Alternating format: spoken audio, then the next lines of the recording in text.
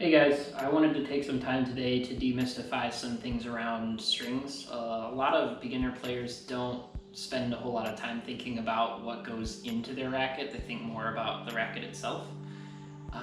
But there is a lot of unique things about strings that you can change up to get a different feel with your racket, and I'm going to go over some of those things here today. So first things first is going over the different types of strings that they have. As far as I'm aware, there's 4 main types of strings, and even within those groups of strings, the materials that they're made with can vary quite a bit to give them a different look and feel. The first type of string I want to talk about is just your traditional synthetic gut. Most strings, as far as I'm aware, when you buy a racket, come default with synthetic strings. They're generally the cheapest and have the most all-around playability. So they last a long time, they have good spin, they have good power. So it's just your everyday workhorse. So the next type of string we have is polyester. So this string is a really tough, really rigid string, and it's very, very difficult to break. But at the same time, it also gives you quite a lot of spin.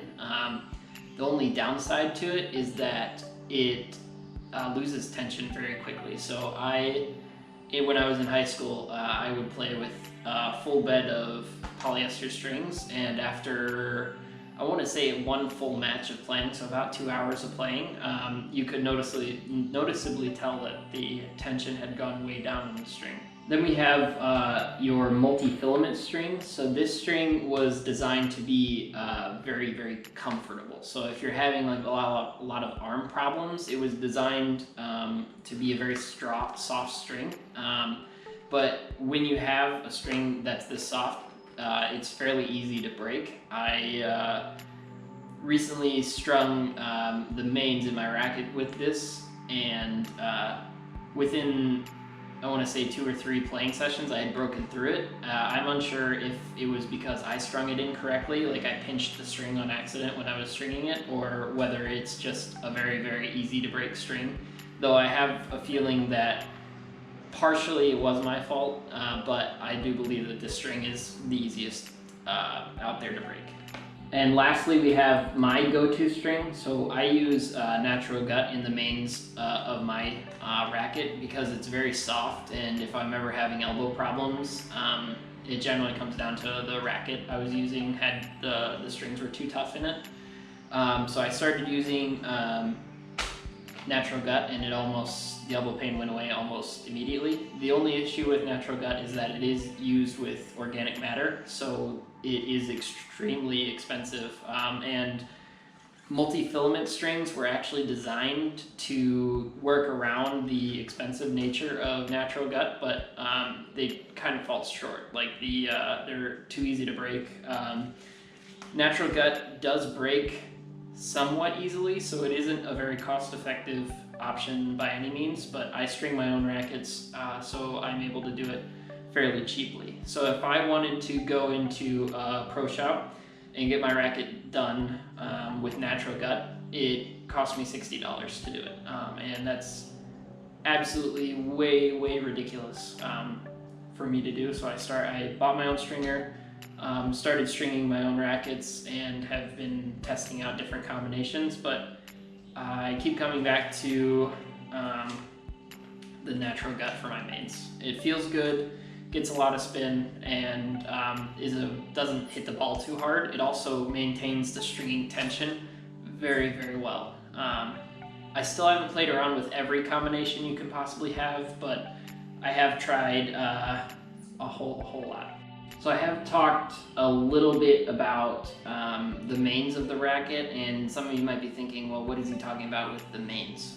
So there is a thing you can do with your racket called hybrid string beds. And what that means is that the strings that are in the up and down portion of your racket aren't the same strings that go across your racket.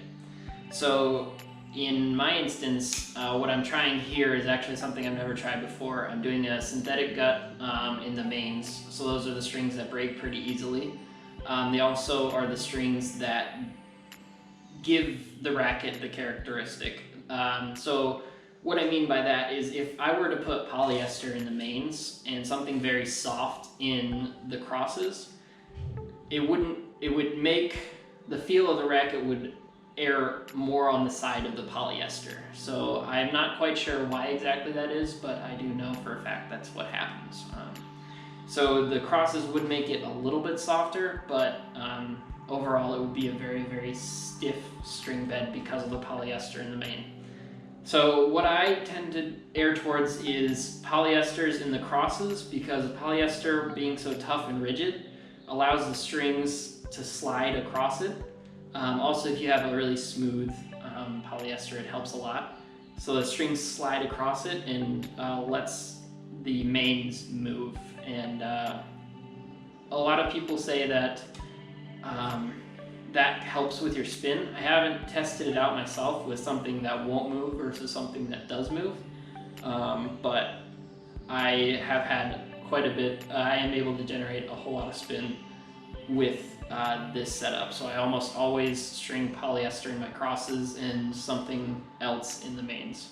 With strings, you also have to consider the gauge of the string. What the gauge means is just the thickness of it. So gauge is kind of weird in that the lower the gauge is, the actual thicker the string is. So for my natural gut strings, I don't buy anything but 15L gauge. So 15L just means 15 light, so it's just slightly under a 15 gauge string, but very, very close to it. I believe that is the thickest string that you can buy. I know for a fact that natural gut, that's the thickest you can buy, but for other types of strings, maybe they're a thicker gauge. I generally stay away from 17 gauge strings because I blow through them. That is with the exception of polyester. So with my polyester strings, I actually do buy them in 17 gauge because they just don't break and I use them for their crosses. So it really doesn't matter. The reason you would go with a thinner gauge over a thicker gauge is that they say that you're able to generate more spin and you get better playability off of it. Whereas with a thicker gauge string, you get more control and more durability, and which is what I'm really looking for, is that control and durability. The last important thing you want to consider when getting a racket strung or stringing your racket yourself is what tension you want it put at. So what that means is how many pounds of pressure are there on each individual string across your racket bed. So the general rule of thumb is that when the tension is lower, that the ball will kind of trampoline off your strings and shoot back out. So it gives you a lot of power, a lot of depth on your ball. And that the tighter they are, the less it does that. So the more control you have over the ball. So if you think about it, if you're hitting it with a solid plane, there's no give and take on it. So the ball will go wherever your racket face is pointed. I haven't had the opportunity to test out specifically if you lose any spin when you decrease tension, but that is one thing that I would like to explore now that I do have my own stringer and that I am very familiar with stringing rackets. So I will probably be making a video on that eventually. So if it is your first time ever getting your racket strung at a shop, I would highly recommend walking in, and if you really don't know what you want out of your strings, I would recommend just saying, okay, I want synthetic gut, and they say, okay, we have a bunch of different types, what would you like? And I would highly recommend just going with whatever is cheapest.